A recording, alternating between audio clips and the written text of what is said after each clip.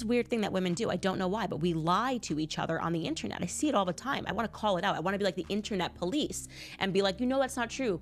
Stop supporting your friends when they're doing bad or harmful things. She doesn't necessarily work in films that has much diversity. Let's dive right into the tangled web of drama that's taken Hollywood by storm. Picture this: Ryan Reynolds and Blake Lively, the ultimate power couple, with their picture-perfect red carpet moments, cheeky social media banter, and squeaky clean image, now caught in a swirling storm of scandal that seemed straight out of a blockbuster script. And at the center of it all, a podcast episode that mysteriously vanished into thin air, a Hollywood agent whose loyalty knows no bounds, and allegations that are juicier than any gossip column headline. Seriously, how does an entire podcast episode featuring one of the most powerful agents in Hollywood just disappear? Let's break this down because the layers of this story are straight up wild. That it's a continuation of the smear campaign that Blake initially claims happened while they were promoting the film. Ari Emanuel, the Hollywood super agent who basically runs the industry's chessboard, found himself on the Freakonomics Radio live podcast back in February. Now, Ari isn't just anyone. He's the guy who reps some of the biggest names in the business, including, you guessed it, Blake Lively and Ryan Reynolds. During the show, Ari didn't hold back. He took shots at Justin Baldoni, the couple's co-star and director from It, Ends With Us, even going so far as to call him, wait for it, Justin Baloney. Yes, he actually said that. If that wasn't enough, leaked audio revealed that Ari admitted to firing Baldoni from his agency under alleged pressure from Lively and Reynolds. It doesn't stop there. He claimed it was all part of a bigger power play orchestrated by the couple. I said that having read through Blake Lively's complaints, that it was evident to me that she was likely under the influence when she filed her complaint. Now, here's where things get downright suspicious. Freakonomics is a podcast that's been around for 15 years and has recorded thousands of interviews without a hitch. Yet, this one particular episode featuring Ari Emanuel, where he supposedly spilled all sorts of tea about the Hollywood elite, is the only one in their history to mysteriously not get recorded. Both the audio and the video files, gone. Poof, just like that. If you're sitting there thinking, how convenient, trust us, you're not alone. Even the producers of the show couldn't wrap their heads around it. They were reportedly baffled, with one of them outright saying, I've been recording stuff for years, and this has never happened before. The odds of this being an innocent technical glitch? Slim to none. The timing is just too perfect, or should we say too suspicious. Creepy Baldoni. Getting close to her, obviously making small chatter not in character so as not to make the scene, which didn't require dialogue, awkward. Let's put it this way. Imagine one of the most talked about Hollywood scandals lands in your lap. The kind of story that could shake up the industry and maybe even tarnish the reputations of some of its biggest players. And then suddenly, the recording equipment malfunctions, wiping out all evidence of the conversation. If that doesn't scream cover up, what does? The internet, of course, had a field day with this. Speculation ran rampant, with fans and critics alike wondering if this was a calculated move to shield Lively and Reynolds from further scrutiny. After all, Ari Emanuel is known to be fiercely protective of his clients, famously calling Lively his ride or perish during the same podcast. Could it be that he pulled a few strings to ensure this explosive interview never saw the light of day? It's hard to say for sure, but let's just say the coincidences are stacking up faster than Reynolds' box office numbers. Literally, I'm just asking the question, how are women allowed to do this, to take something and to make it sound like you survived? Because that's what it sounded like to the public. Adding fuel to the fire, leaked audio of the event surfaced online anyway, and it's as chaotic as you'd expect. Emanuel, in no uncertain terms, made his feelings about Baldoni crystal clear, calling him a scumbag and doubling down on his loyalty to Reynolds and Lively. I've known Ryan and Blake for over a decade, he said in the recording. They're incredible people. He even went on to slam Baldoni's claims as unfair, though the exact details of what he meant by that remain murky.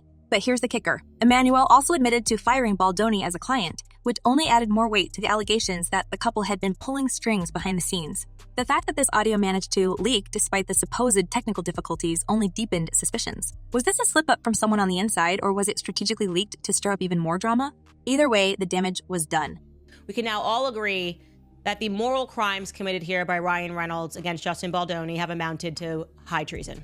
The timing of all this couldn't be worse, or perhaps better, depending on whose side you're on. Just as this podcast debacle was unfolding, other allegations against Reynolds and Lively began bubbling to the surface. From resurfaced talk show clips of Reynolds making inappropriate comments to allegations of a toxic work environment on the set of It Ends With Us, the couple's carefully curated image was starting to crack. And let's not forget the bizarre theory that bots were being used to manipulate public opinion against Lively and Baldoni. Spoiler alert, the evidence for that is flimsy at best.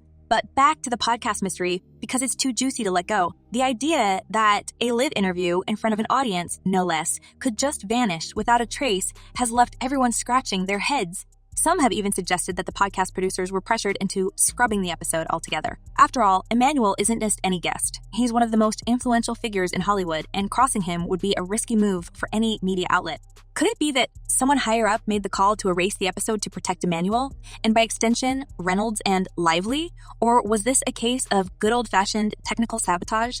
The truth might never come out, but one thing's for sure. This isn't a story that's going to fade away quietly. So I'm just going to very quickly, before I give you all of the tea that I got over the weekend, I'm going to go over the biggest revelations from the filing. And let's talk about the optics here. For a couple like Reynolds and Lively, whose entire brand hinges on being relatable and lovable, this kind of controversy is a PR nightmare. Hiring a former CIA official, Nick Shapiro, to handle their crisis management only adds another layer of intrigue. Shapiro isn't exactly known for transparency. He's a guy who made a career out of spinning narratives and controlling public perception. The fact that they brought him in speaks volumes about just how high the stakes are for them. It's no longer just about clearing their names. It's about preserving their entire empire, which includes multi-million-dollar movie deals, endorsements, and a fan base that's grown increasingly skeptical. With you. Like, he literally tells Ryan he wants to be friends with you. And I could just see Ryan sitting there like, yes, this is exactly what I want, a puppy to kick in the mouth. And you'll do what I say. The level of scrutiny they're under right now is unparalleled. Every move they make, every statement they release is being dissected by fans and critics alike. And with Emmanuel's name now tied so closely to the drama, it's clear that this isn't just a personal feud between co-stars. This is a full-blown Hollywood power struggle with careers, reputations, and millions of dollars on the line. For Reynolds and Lively, who've spent years cultivating their image as the golden couple of Hollywood, the stakes couldn't be higher. And for Baldoni, who's fighting to clear his name and reclaim his career, this could be the battle of a lifetime. Genuinely, Steph, if you're watching this, I genuinely don't like Blake Lively. Like, I genuinely know. I've known she's a brat. Nobody's paying me to say this. So, was the Freakonomics podcast debacle just a technical glitch? Or was it something more sinister? Did Ari Emanuel, the so-called kingmaker of Hollywood, orchestrate a cover-up to protect his most high-profile clients? And what does all of this mean for the future of Reynolds and Lively, who are now facing public backlash like never before? The answers might not come easy, but one thing's certain, this is just the beginning of a scandal that's already reshaping the Hollywood landscape. And that's not even the half of it. Because just as this podcast drama was heating up, another bombshell was about to drop, one that would dig even deeper into the cracks, forming in the couple's seemingly perfect facade. No one's told me to say this. I think people really didn't like her during those premiere things, and there was no plot against you, okay? Come down from your high horse. As the controversy deepens, it's becoming clear that this isn't just some fleeting Hollywood spat. It's a full-blown saga with layers of drama that are unraveling faster than anyone can keep up. What started as whispers about a tense working relationship on set has now snowballed into a legal battle and PR nightmare that's exposing cracks in reputations and alliances. And if you thought the missing podcast episode was the pinnacle of this chaos, think again. Things are just heating up. Let's talk about the fallout from some of the recent bombshells, particularly the resurfaced allegations and moments from Blake Lively and Ryan Reynolds' past that are now being dragged back into the spotlight. It's almost as if every misstep they've ever taken is being magnified under a Hollywood-sized microscope. And let's be honest, when the internet decides it's over someone, it doesn't just dig up dirt. It excavates every last grain. You have two sides here, right? So Baldoni says this was all an effort to hijack the film to get her way. Lively claims she was the victim of harassment in a hostile work environment. Blake Lively, who's long been admired for her seemingly perfect life and career, is suddenly being painted with a very different brush. Former colleagues are coming forward with claims about her behavior on set. And while Hollywood is no stranger to whispers and gossip, the sheer volume of these anecdotes is raising eyebrows. One story came from someone who worked with her on the rhythm section, describing her as distant, overly guarded, and even cold. According to the source, Lively insisted on having a bodyguard with her at all times, even in situations where it seemed excessive. While bodyguards are nothing unusual for listers, the level of security described seemed more about creating a barrier between her and everyone else than about actual safety concerns. It's stories like these that are chipping away at the approachable girl-next-door image she spent years cultivating. Suddenly, she's being cast as someone who's difficult, entitled, and disconnected, a narrative that's hard to shake once it takes hold. Lively's team has denied all of these allegations. They have responded to this filing, this lawsuit. And let's not forget the public backlash over her social media presence. When the scandal with Justin Baldoni first broke, Lively's follower count began to nosedive, and it hasn't stopped. Nearly 1 million followers have reportedly unfollowed her since this whole saga began, a sharp contrast to Baldoni, who's seen his follower count rise by hundreds of thousands. Some of Lively's defenders initially claimed this was the result of bot farms being used to orchestrate an online campaign against her. But here's the thing, bots don't unfollow people, real humans do. And the public isn't just unfollowing. They're openly criticizing her in the comments, questioning her motives, her character, and even her talent. This isn't just a PR hiccup. It's a full-blown crisis of public perception. Now, I will say, it is also interesting that the defendants in this answer also admit that they sent text messages. I mean, when Lively produced copies of these text messages that she got through a subpoena, there's really nowhere else to go on that. You got to admit that you sent these, but it doesn't mean that Baldoni and the other defendants will agree to the context or the characterization that was laid out by Blake Lively, for instance. Meanwhile, Ryan Reynolds, who's usually seen as untouchable thanks to his quick wit and charm, isn't skating by unscathed either. While his involvement in the legal battle with Baldoni has been more behind the scenes, his past behavior is coming under scrutiny as well. A resurfaced clip of Reynolds making a joke that many found inappropriate has reignited conversations about his tendency to push boundaries with his humor. Fans are now questioning whether his quips, which once seemed cheeky and harmless, might actually reflect a more problematic side. And let's be real, when the internet starts questioning someone's behavior, it doesn't take long for the narrative to spiral. But the real turning point in this saga came when Blake Lively's legal team made a bold move that backfired spectacularly. They filed motion to subpoena over 2 years' worth of phone records, emails, and personal data from Justin Baldoni and his team. The request was massive in scope, covering everything from professional communications to personal appointments, and it was framed as an attempt to uncover evidence of a smear campaign against Lively. But the judge wasn't having it. Baldoni's lawyer argued that the request was overly broad and invasive, and the court agreed, denying the motion outright. This was a significant blow to Lively's case, as it not only weakened her position, but also raised questions about whether her team was overreaching in their attempts to build a narrative against Baldoni. If you look at this scene that was captured on tape, you'll see there's nothing nefarious going on. She says this actually proves her point. There's an argument that she is hiding her discomfort with what he's saying and doing, and she's just trying to finish the scene like any kind of professional. Which way you take it, which way you perceive it, again, that'll be up to a jury or the fact finder. The ruling sent a clear message. The court isn't going to entertain fishing expeditions without concrete evidence. And this wasn't just a legal setback, it was a PR one as well. The denial of the motion gave Baldoni's team an opportunity to frame Lively's lawsuit as desperate and unfocused, a narrative they've been pushing hard in the media. Baldoni's lawyer even went so far as to call the request a psychopathic overreach.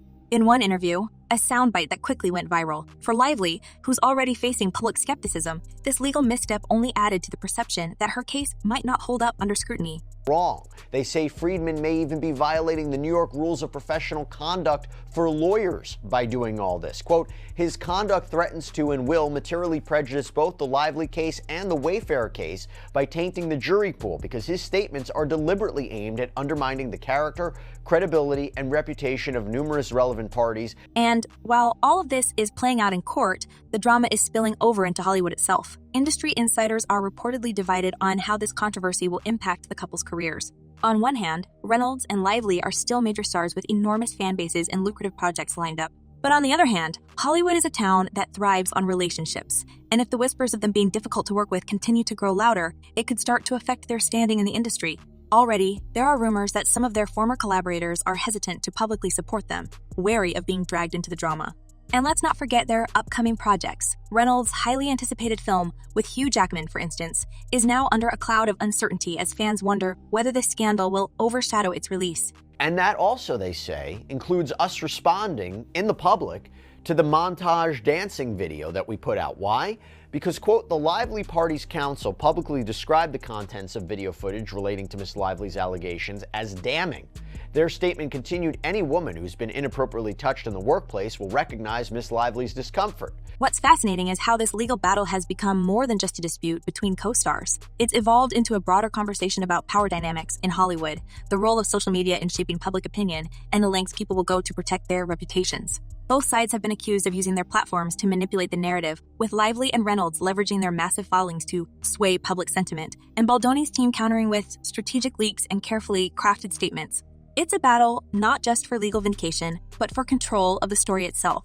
And let's not overlook the role of Ari Emanuel in all of this. The Hollywood power broker has been a vocal supporter of Lively and Reynolds, but his involvement has raised its own set of questions. His leaked comments about Baldoni, combined with his admission that he fired Baldoni as a client, have fueled speculation that he's playing a bigger role behind the scenes than anyone initially realized. Some have suggested that Emmanuel's loyalty to the couple goes beyond professional obligations, with rumors swirling that he's actively working to shield them from further damage. Whether or not that's true, one thing's certain: his name being tied to this controversy has only added another layer of intrigue to an already messy situation. This is a big mess for everyone involved. The legal drama playing out in multiple courts now, literally from coast to coast, and all kinds of people close to these stars, from personal trainers to friends like Taylor Swift, finding their names mentioned as part of this ongoing fight. And then there's the wild card in all of this: Taylor Swift. As one of Lively's closest friends, Swift has found herself unwillingly dragged into the drama, with her name even appearing in legal filings.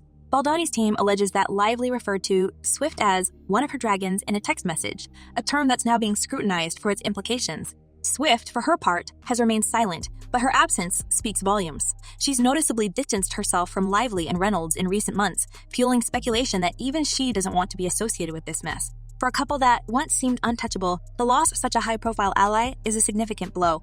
So, where does this leave us? With more questions than answers, honestly. Will Blake Lively and Ryan Reynolds manage to reclaim their image? Or is this the beginning of a long and messy fall from grace? Can Justin Baldoni clear his name and emerge stronger from this ordeal? Or will the allegations against him stick? And how much more dirt is going to come to light before the saga finally reaches its conclusion? Let us know your thoughts, and don't forget to stay tuned for more updates on this unfolding drama. After all, in Hollywood, the story is never really over.